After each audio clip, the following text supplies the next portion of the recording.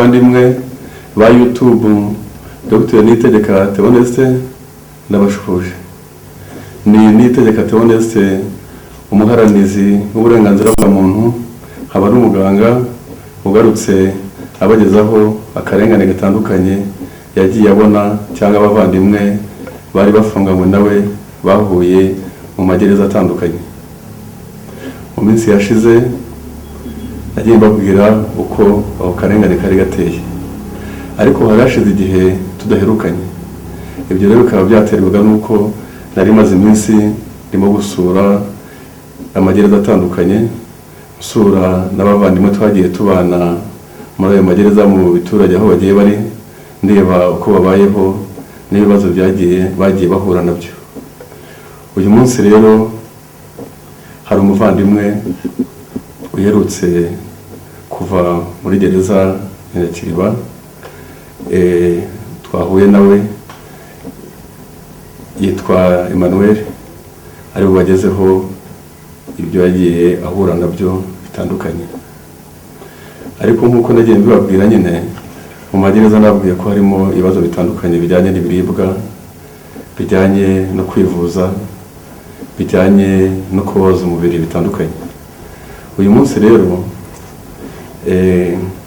yewe Dr. Niyitegeka Theoneste binyujije muri fondasiyo Niyitegeka Theoneste irwanya iyicarubozo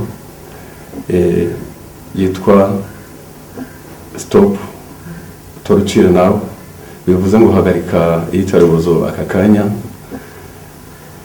Twasuye kandi tunaganira n'umuvandimwe witwa Emmanuel, ndagira ngo yegere hino nawe mumurebe, noneho mbereke n'ibibazo yahuye nabyo, cyane cyane ko yahuye n'iyicarubozo rikomeye. Wenda ari bubibwirire mu kanya. Iryo yicarubozo rikomeye yahuye naryo byamugizeho ingaruka zikomeye. Ntabwo yabonye ubuvuzi bwamufasha kugira ngo ibyangiritse bibe byagaruka. Nta nubwo yatinze no guhabwa ubutabera kubera ko baramukoreye iyicarubozo batatumaga agera imbere y'urukiko ngo babe bamenye ibyo bibazo. Uyu munsi rero yaratashye, hari mu rugo rwe, hari n'ibibazo bitandukanye, dore ko n'abakeneye ubutabera, ariko hari ikibazo gikomeye cyo kuba yabona umwavoka cyangwa n'ibindi byose byamufasha muri ibyo byose. Ari bubibwirire mu kanya, ariko nanjye ndakomeza bibabwira. Ubwo rero uwo muvandimwe nababwiraga nyine witwa Emmanuel yabuze ubuvuzi kubera ko bamukoreye iyicarubozo, nibo nyine bagombaga no kumuvuza. Noneho akenshi ugasanga n'abashinzwe kumuvuza ari bo bashinzwe ubuvuzi muri gereza, ntabwo bamugeza aho agomba kugera, baba bamuha transferi ajye kwivuza mu ivuriro yandi hejuru, ahubwo bakomeje kumutsikamira ari muri gereza aho ngaho ariho bamupfuka, birananirana. Ariko ndagira ngo mbabwire ko yigeze kujya ku bitaro bya Gisenyi, covid ibaye aragaruka. Agarutse rero ntabwo yongeye gusubira kujya kwivuza, ahubwo yakomeje gupfukirwa muri gereza, ariko ntacyo byagiye bitanga. Bivuze ko rero mu rwego rwo guhishira ibyaha byari byakozwe kuri uwo muvandimwe kandi ibyaha bikomeye, yagumye kwicara muri gereza. Abaho ngaho ushinzwe ubuvuzi ari we ufunje ubuvuzi, ari we muganga mukuru w'ivuriro rya gereza, akomeza kumupfukira aho ngaho, ariko birananirana. Ubu rero nkaba nagira ngo mbereke uwo muvandimwe ibyamubayeho nuko bimeze. Wenda muri bukeke yuko yaba yagize mu bushake bukeya. Niyegere hino ahasigaye namwe murebe. Uyu muvandimwe rero mureba Emmanuel, iyicarubozo yarigiriwe ku itariki ya 20 z'ukwa 12 2020. Murabona yuko baramukubise, inyama zirashwanyuka, ikibuno kirashwanyuka cyose, ku buryo kugeza n'ubu ngubu murabona ko igisebe kitari cyanakira. Akeneye ubuvuzi rero buhambaye bwatuma izi nyama zongera zikaba zarekura ko zirafunganye cyane, akaba yagira uburyo nawe abasha kwikorera imirimo ye, noneho ikindi nkiri hano kuri aha ngaha kuri iki kibuno bakubise, umuntu amubonye yagira ngo ni umusirikare wahuye n'ibibazo ku rugamba. Oya, ntabwo ari umusirikare, ni umuturage usanzwe yaje muri gereza ku bibazo bitandukanye, ariko noneho baza kumukubita nyine nk'uko nababwiye bagiye badukubita twese, bamwe bakabashyira muri za Yorodani, abandi bagakubitwa bakagira gute, bimuviramo ibi byose. Ibi byose rero ureba umuntu atabizi akubiseho ijisho yagira ngo ni sasu cyangwa ikindi kintu cyangwa grenade cyangwa ikindi kintu gikomeye cyo mu ntambara cyangwa ukubiseho. Oya, ntabwo ari byo, ni inkoni baramukubise kugeza aho ikibuno gishwanyukiye cyose kimera kuriya. Kimaze kumera kuriya, kukivura binaniranye kandi abashinzwe kumuvuza ntibamugezaho agomba kugenda, bamugejeje akanya gato bahita bamugarura. Bivuze ko nabo rero abashinzwe kuvuza abantu muri gereza ubundi bagombye no kurya akara inzego zishinzwe ubutabera cyangwa z'iperereza, bakababwira uko umuntu byamugerekeye. Bigaragara ko harimo ubufatanyacyaha, bahishiriye ibyaha, bariyicariye barabyihorera, umwana arakomeza arabura, nta kumuvuza, nta kugira gute, habe no kubwira abashinzwe ibyo byose. Noneho rero aha naho urabona yuko naho ikindi kibuno nacyo baragikubise nacyo kirashwanyuka, ariko mu gushwanyuka urabona yuko cyo ntabwo cyashwanyutse ku buryo bungana na beyi. Ubu rero nawe ari ubibwira uko byamugendekeye n'uko byatangiye, kuko niwe ubizi kuri ukundusha. Ngiye twarabanaga ndamuzi nabibonye, ariko reka nawe abibwirire ibyamubayeho n'igihe byabereye. Yiriwe ndabasuhuje, nshaka kubagezaho inshuti bavandimwe ihohoterwa ry'iyicarubozo nakorewe muri gereza ya Rubavu, ariko ubu ngubu ntabwo bikiri gereza, byahinduye igororero. Bavandimwe rero ikibazo nabagezaho ni iki cy'iyicarubozo nakorewe ubwo hanze mu buzima busanzwe. Mvuka mu karere ka Rubavu, intara y'Iburengerazuba, umurenge wa Nyundo, akagari kateye imbere, umudugudu wa Hanika. Ndi umukomisiyoneri w'umwuga ukorera mu ishyirahamwe rya Unity Market Ubumwe Limited. Naje guhura n'ikibazo cyo gukekwaho icyaha cyo kuba icyitso ku cyaha cy'ubujura bwitwaje intwaro. Kigena nafashwe ndafungwa rero, ngeze kuri brigade mahurira n'abavandimwe twatugiye gufungana n'abakekwaho ibyaha, ariko hakaba harimo umuvandimwe bakunda kwita Twagirayezu Shema. Uwo Twagirayezu Shema akaba yarafite inshuti ye bita Haguma, ariko bakaba bari baraturutse brigade mbere yuko bajyanwa muri gereza. Bakaba bakatiye imyaka 5 bakiri brigade mbere yuko bajyana muri gereza ya Rubavu. Nuko ariko nyuma yaho baza gutoroka barabafata, tenababagaruye rero kubafunga, niko twahuriye kuri brigade nanjye ngiye gufungwa kubwo icyo cyana nabwiye nakekwagaho. Ubwo twabanye, ariko bajyana mu rukiko bajya kuburanisha icyaha cyo bakoze cyo gutoroka. Nyuma yaho rero uko geraje guhabwa iminsi 30 y'agateganyo ku cyana kekwagaho, ubwo baza kutujyana mu igororero rya Rubavu. Tugeze mu igororero rya Rubavu rero ninjiyemo mu kwezi kwa 11, ariko mbere gatoya nafashwe tariki 17 z'ukwezi kwa 8 2020, za kujyanwa mu igororero rya Rubavu tariki 13 z'ukwezi kwa 11. Ngeze mu igororero mu kwezi kwa 11 tariki 13 nabayemo nkuko bisanzwe, ngenda ndamenyera menyera bimwe bya nk'umuntu utasanzwe. Bisha kugera tariki 19 z'ukwezi kwa 12, nibwo Twagirayezu Shema no ishumiye baganiriye ukuntu baturutse brigade, bari kubiganiraho nyine. Hanyuma abashinzwe umutekano mu igororero rya Rubavu barabumva, babashikije uwitwaga komiseri w'umutekano bamwitaga byinshi. Mu byinshi nawe wumvishe ahita baprofita kuko bumvishe ko bigeze gutoroka hanze kuri brigade, ahita bashyiraho kese nuko bashaka no gutoroka gereza. Bashyizeho kese yaje kubarana muri kasho bicyari tariki 20, abajyanira Wayezu Auguste yari umuyobozi wungirije yari DDP yayungirije Ephraim Gahungu. Ubwo Wayezu Auguste nta kindi yakoze, yaje kubakubita, arabakubita nabo bamusobanurira ko badashaka gutoroka gereza, ahubwo ko baganira gukuntu bari baraturutse brigade. Kuko byinshi Emmanuel ni umuntu akundaga kugaragaza ko akora cyane, yahimbaga n'amakuru y'ibinyoma kugira ko ndagaragariza hanze ko akora, ariko hanze nabo bagakora amakosa kuko bari baramuhaye imbaraga zihanitse ntibashishose neza ibyo ari kubabwira niba ari ukuri bagahita mu byo babwiye maze nabo bagakorera iyicarubozo abantu.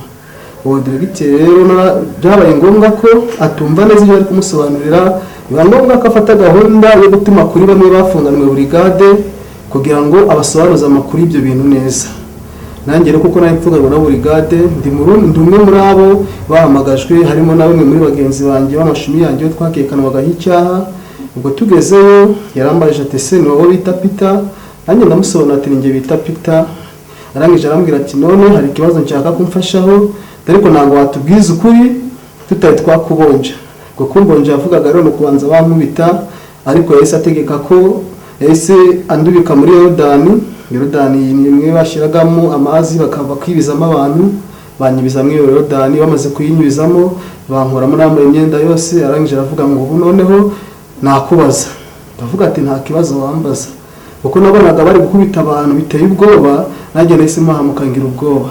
arangije aramaze ataba abantu tibigeze gutoroka burigade kandi bavuze ko bafite gahunda yo gutoroka nanga kuri gereza kandi nawe ubiziho. ati none wambwira icyo ubiziho kugira ngo aba bantu umugambi dufite bawuhagarike batarawugeraho? ndavuga ati nyakubahwa afande, ntabwo umugambi bafite njye munsi ngikintu nzi neza nuko nafunganywe na burigade kandi nkaba banumvise ko batorotse hanze burigade ndetse bakabajyana no mu rukiko bakabakatira imyaka 3 kuri icyo gihano cyo gutoroka kuri burigade batarajyanwa mu igororero. hanyuma yaho yaravuze ati, namubwira ati njyewe icyo nzi nuko bakoze ibyo ngibyo, ariko ibyo kuvuga ngo gutoroka hanga mu igororero ntabyo nzi, ngize icyo mbivuga naba mbabeshyeye. arangije arambwira ati nawe nk'umuntu nari nizeye ugiye kumbwiza ukuri nawe uraye nk'ibi bisambo none nawe urambeshye. ahera ko afata inkoni, yari afite inkoni y'ikabari isinga ry'umuriro ari gukubitisha abantu, inkoni arayimubitisha, bafata intebe ya sheze banshyiramo umutwe n'amaboko kugira ngo inyagambura, bamfatiramo. bari afitemo abasore bafata abantu, bamfatiramo. bamaze kumfatiramo nta kindi cyakurikiye, barankubise. yarankubise arankubita mubwira ko ntabyo nzi, arankubita arambwira ati arareka kunkubita ariko mubwije ukuri kwa birabina amakuru mbifiteho. ndavuga ati nubwo urukunkubita ugushaka kunyangiriza ubusa kuko ibintu nge ntabyo nzi, ibyo ngibyo ntabwo nabimenya rwose, ntabwo mbizi. atambwira ati ubwo ngubwo nawe udashaka kumbwiza ukuri rero ubwo nawe ufitanye nabo gahunda yo gutoroka. ndavuga ati ndatoroka gereza gute? nkekwaho icyaha ndi ku minsi 30 y'agateganyo, ntabwo nari nahamwa n'icyaha. ese natoroka gereza mbicishije mu zihe nzira? si umuntu natoroka iyo gereza nyuze kwanza abashinzwe umutekano baba bafite ibikoresho byo kuturinda birimo imbunda n'ibindi bikoresho byabugenewe. ese natoroka nkanyura he? ese nzatoroka gereza ngende namwe hanze mbarenge? si umuntu nzatoroka ni ikihe cyaha mfite kimfunze cyo nzaba ndi gutorokera ko ndi ku minsi 30 y'agateganyo kejo n'ejo n'icyo nshobora kuba umwere? uko navugaga gutyo niko yarushaga gukomeza kunkubita, bakomeza kunkubita, arankubita. ageze nyuma nibwo yarambiwe kunkubita, ahita ategeka abayobozi be yahayemo akazi imbere muri gereza, harimo byinshi Emmanuel, akazamo n'uwo bitaga Gasongo, akazamo n'uwo bita Abuba, akazamo n'uwo bita Kimwanga. Kimwanga ariko mbabwira we yaratashye. hanyuma abategeka kunkubita, kandi ko bankubitaga ariko bankubitanaga n'abo bandi bagenzi banjye bamwe bose bazamuraga bagiye gutanga amakuru ibyo bintu niba babiziho, n'abantu bafunganywe nabo burigade, abantu bari gukeka ibyo ngibyo, ari nako bakubita n'abo ngabo bari baganira ibyo ukuntu baturutse burigade. twese ariko badukubita gutyo, nuko baradukubita mbese inshuti bavandimwe ibintu byabaye ntabwo nabona uko mbisobanura kuko ni ibintu birenze urugero. hanyuma yo bamaze kudukubita ibintu byarashwanyitse binyara amaraso, ariko hanyuma y'ibyo Wayezu Augustin ubwe ku giti cye aravuga ati ibi muri kubakorera ntabwo bihagije, ndi kubona batari gutwemerera ibintu kandi dushaka ko batwemerera kugira batavuganisha twabarenganyije. ategeka twari kwa muganga munsi y'ibitaro, ahantu wabwiye Yorodani iyo badurikagamo abantu bana bakubitira imbere yaho bakagukubita bakagusubiza mu mazi bakagukoramo bakagukubita. hanyuma y'ibyo ngibyo hariho na stoke bitamagaze bibikwamo ibyo kurya by'abafungwa n'abagororwa. ubwo inyuma yaho hari harunze garaviye. iyo garaviye rero yategetse ko batujyana inyuma ngo ibyo biratwemeza, turagendana wahagaze bapakira mu mifuka amagaraviye menshi cyane, umufuka kujyaho burimo nk'ibiro 180-170 gutyo. barangije barayitwikoreza badutegeka kuzenguruka gereza tugenda turirima ngo twari dufite gahunda yo kuzatoroka gereza, ariko none byamenyekanye. icyo gihe imvura yaragwaga, ifite bavanye ibintu byabaye kwa buriya munsi nagahuma munwa. ubwo tuhazengurutse twikoreye imifuka bagenda badukubita. Hanyuma y'ibyo Uwayezu Augustin yajyaga asohoka akagaruka babaza ati n'ubu ntabwo barabyemera kugira ngo batitwaza ngo twabarenganyije, akagenda akagaruka birinda bigera mu masaha ya nimugoroba. Maze kugera mu masaha ya nimugoroba nibwo yategetse ko badushyira muri kasho. Tumaze kujya muri kasho ubwo niyo mifuka twari kumwe nayo, bigeze n'ijoro nko mu saa 2 saa 3 hari abashinzwe umutekano w'abafungwa bagenzi bacu babazenguruka imbere bari gucunga umutekano w'abaturage, badutegeka kujya tuzengurukana nabo ngabo bashinzwe umutekano mu igororero, tukajya tuzengurukana ariko bakaza gusimburana twe dukomeza kuzenguruka tuyikoreye bakabukeye. Umunsi wa kabiri uraza ubwo hashize iminsi 2 ubwo byaranze ubwo twari tugeze ku itariki ya 22 z'ukwezi kwa 12 na 20 nge nibwo byanze kuko bari badukubise ibintu byabyimbye kwikorera imifuka byari bya bise inshuti bavandimwe nta wabona uko abivuga. Ubwo nge nibwo byanze nsaba ko banjyana kwa muganga, nsabye ko banjyana kwa muganga. Ubwo banjyanye ntago banjyanye ku bitaro bya gereza, ahubwo hari akazu kabamo imbere ko bafashiriza n'abarwayi imbere bavuye kwa muganga bo bakabohereza muri ako kazu, nibwo banjyanye ko bita izoema. Ubwo bangejejemo nakuyemo barareba basanga ibibuno byashwanyutse. Ako kanya bahise bajya gutanga raporo kwa komiseri wa security nawe w'umugorwa imbere mu gipangu, nawe ahitaza abonye ko bimeze gutyo ko byakomeye, nibwo yahise ajya kureba Uwayezu Augustin. Uwayezu Augustin ubona babwiye nyine badukoreye igihe yicarubozo, yaraje amaze kuzazana na byinshi, binjira mu ngo mu kazu bakabaza nawe ngwariyemo, asigaramo wenyine n'uwo byinshi Emmanuel umufungwa wari komiseri umutekano imbere mu gipangu. Barangije barafunga ati kandi ikindi mushenzi naho yapfa naga abo tumaze gukubita bagapfa ni benshi, ntago yinguye rero abaruta nawe niyo yapfa ntacyo byabitanze. Nakomeje kubaho ngaho rero ibintu byari byarabuze mba ko nari maze hafi cyumweru n'umunsi mubiswe, ibintu byari byarabuze nari narabyimbye, ntacyo najyaga ntacyo nanywaga, ntago bari bakute nuko nari narabyimbye, ntako nabaganga wenda bari gushobora no kumfata umutsingo bakirimo na kaserumu. Mbese byari ibibazo by'icyo gihe nari ndi muri kese mbi cyane ikomeye ku buryo byinshi bimwe na bimwe ntanabyibuka. Banjyana ku bitaro bya Gisenyi tariki 28 z'ukwezi kwa 12 2020 nababwiye. Ubwo bangeje ku bitaro bya Gisenyi kuko nari meze nabi cyane, ubwo bahise banera ibinya bakobambaga kubona bakora mizo nyama zaboze. Cyakuri icyo gihe bise njya muri koma, nongeye gushiduka mu kwezi kwa mbere bwumviye muri koma matariki ya nyuma y'uko kwezi. Ubwo nkomeza kubaho ngaho mvurirwa aho ngaho. Nyuma y'aho ngaho rero tugeze mu kwezi kwa gatanu nabwo nari nkimeze nabi nkirembye, ariko imitingito yaje gutera. Imitingito murabizi ko mu karere ka Rubavu hatubanye n'Ikirunga hateye imitingito, ubwo ngombwa ko abagwayi bose bari mu bitaro bya Gisenyi, bamwe batransfera akabajyana mu bindi bitaro, abandi bagasura mu mago yabo babashije koroherwa. Ariko nge n'ubundi nari nkirembye cyane, ariko icyemezo cyafashwe bahise bansubiza mu bitaro bya gereza mu igororero rya Rubavu. Bamaze kungeza mu igororero rya Rubavu rero urumva kuko nitabwagaho n'ibitaro bikuru bya Gisenyi, ubuvuzi nagombaga kubona ku bitaro bya Gisenyi ntabwo aribwo nabonye, ahubwo ubuvuzi nabonye urumva namwe n'ubuvuzi budafite imbaraga. Ubwo nkomeza kuvurirwa aho ngaho gutyo biranga. Gusa Gisenyi nari mfite gahunda yo kuba bari bafite gahunda yo kuma transfer ngajya mu bitaro bya Ruhengeri, bakaba bangorera greffage kugira wenda bimwe babazi nyuma bakuyemo bongere bangorera greffage bisubire ku murongo. Hanyuma yaho nyine ntibyakunze kuko mu rukumbi byabaye bahita banjyana mu bitaro. Nakomeje kuba mu bitaro bya gereza rero imbere mu igororero. Ariko nshuti bavandimwe ndagira nongere mbasobanurire ibindi hohoterwa rikabije cyane rirengeje n'ubugome nakorewe nanongeye kugaruka kwa mu igororero ubwo nari mviye kwa muganga. Icyo gihe diregiteri mukuru DP yari Gahungu Ephraim. Nubwo Ephraim ibyo ngibyo mbikorerwa nta wari uhari, sinzi ubutumwa yarimo bw'akazi, ariko nyuma yaje kugaruka ibyo byose arabimenya. Ntiyigeze agira icyo abikoraho, ahubwo yabaye wa mbere mu kubihishira. Nagerageza ubushoboka byose ngamugeraho, se wamfasha iki ntabwo wamfasha iki kugira ngo n'ubutabera. Icyo gihe rwose nshuti bavandimwe amagambo yansubizaga nagahuma mu masinabona uko mbivuga. Hanyuma yankomeza kuba umwungumwe, maze gukomeza kuba umwungumwe ubwo nibwo Uwayezu Augustin nagize amahirwe baramwimura. Bamaze kumwimura baramutwara, mbita mboneraho kujya musaba Gahungu noneho neza musobanurira ko none wangize guki bamwimuye, wowe nk'umuntu utari uhari wamfasha iki. Icyo gihe nta kindi yakoze, yahise ategeka byinshi Emmanuel kukira abescoti, yahise akira abescoti bane. Icyo gihe twari mu kwezi kwa 8 ndabyibuka. akira abesikoti bane. Icyo gihe nta muntu n'umwe nawe kuvugana nawe mu igororo rya Rubavu ngo batangire inama zo kurega. None nshuti bavandimwe, mbagajeho ikibazo cyanjye kugira ngo ababishoboye mumfashe mu nkorera ubuvugizi kugira ikibazo cyanjye kibe cyakumvikana, mbone ubutabera, mfuzwe.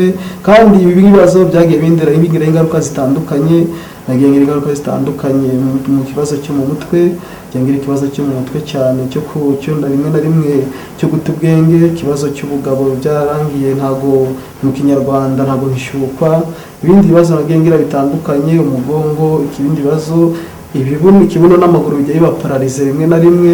Mbese mu bibazo byinshi bitandukanye nshuti bavandimwe, ibindi nimba n'abamfasha nzashima. Murakoze. Inshuti bavandimwe ba YouTube n'Itegeka Theoneste, mwumvise ubuhamya bw'uyu muvandimwe twabanye muri gereza ya Nyakiriba ariyo bita Rubavu. Yabonye byinshi, nanjye nahabonye byinshi. Wavuze ibimureba ku giti cye, ibyamubayeho, kandi kuko nanjye nabibonye byamubayeho. Jyewe nagiye mbabwira ibyagiye biba ku bantu ku buryo butandukanye, ariko tugize Imana tubonye no duha ibyamubayeho ku giti cye.